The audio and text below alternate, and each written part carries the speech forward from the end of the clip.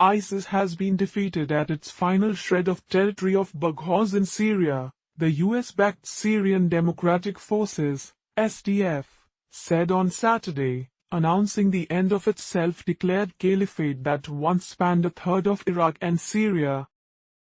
The SDF declared the total elimination of the so-called Caliphate. Mustafa Bali, head of the SDF media office, wrote on Twitter. Baghouz has been liberated. The military victory against Daesh has been accomplished, he wrote.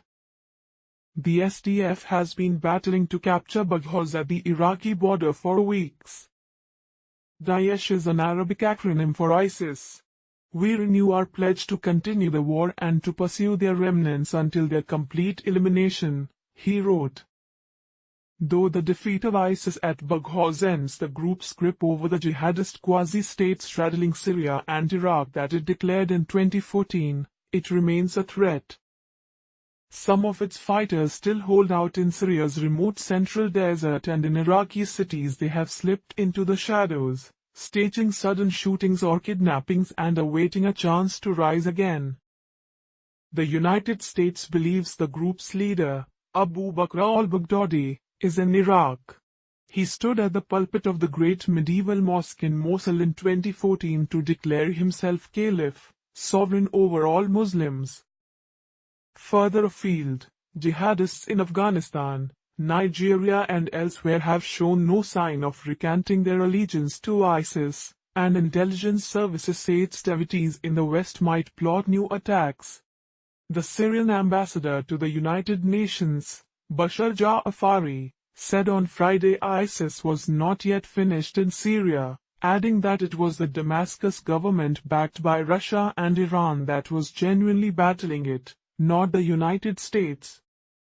Still, the fall of Baghouz is a big milestone in a fight against the jihadist group waged by numerous local and global forces, some of them sworn enemies, over more than 4 years. It also marks a big moment in Syria's 8-year war, wiping out the territory of one of the main contestants, with the rest split between President Bashar al-Assad, Turkey-backed rebels and the Kurdish-led SDF. Assad and his Iranian allies have sworn to recapture all Syria, and Turkey has threatened to drive out the SDF, which it sees as a terrorist group, by force. The continued presence of US troops in northeast Syria might avert this grisly rule. ISIS originated as an al-Qaeda faction in Iraq, but it took advantage of Syria's civil war to seize land there and split from the global jihadist organization. In 2014, it suddenly grabbed Iraq's Mosul, one of the region's great historic cities, as well as Syria's Raqqa, and swathes of land each side of the border. It declared an end to modern countries and called on supporters to leave their homes and join the jihadist utopia it claimed to be erecting, trumpeting its currency, flag, passports and military parades. Oil production, extortion and antiquities smuggling financed its agenda, which included the slaughter of some minorities, public slave auctions of captured women, grotesque punishments for minor crimes and the choreographed killing of hostages. Those excesses brought an array of forces against it, forcing it from Mosul and Raqqa in a year of heavy defeats in 2017 and driving it, eventually, down the Euphrates to Baghouz. Over the past 2 months some 60,000 people poured out of that dwindling enclave, fleeing SDF bombardment and a shortage of food so severe that some said they were reduced to cooking grass. A mass grave the SDF discovered there last month showed there were other dangers in the enclave, though it has released no details on the identities of the victims or how they died.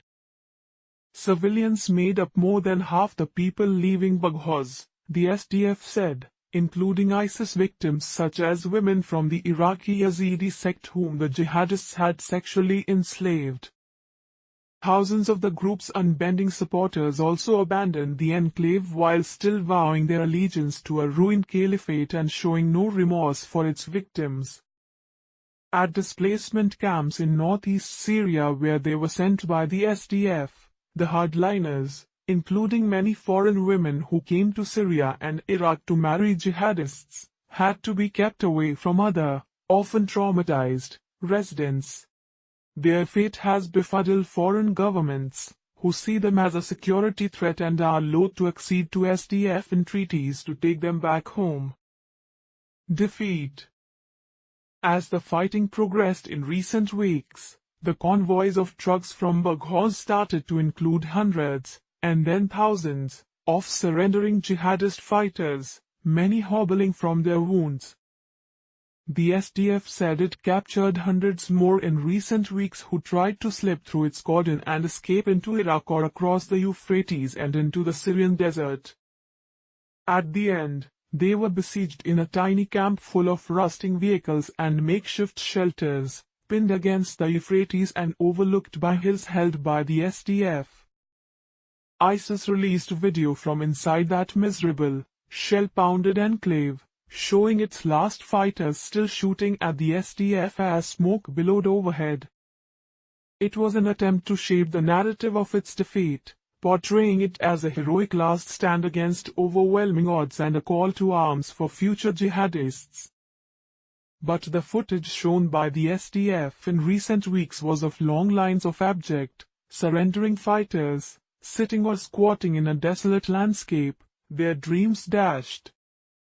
Get the latest election news, live updates and election schedule for Lok Sabha elections 2019 on ndtv.com/elections. Like us on Facebook or follow us on Twitter and Instagram for updates from each of the 543 parliamentary seats for the 2019 Indian general elections.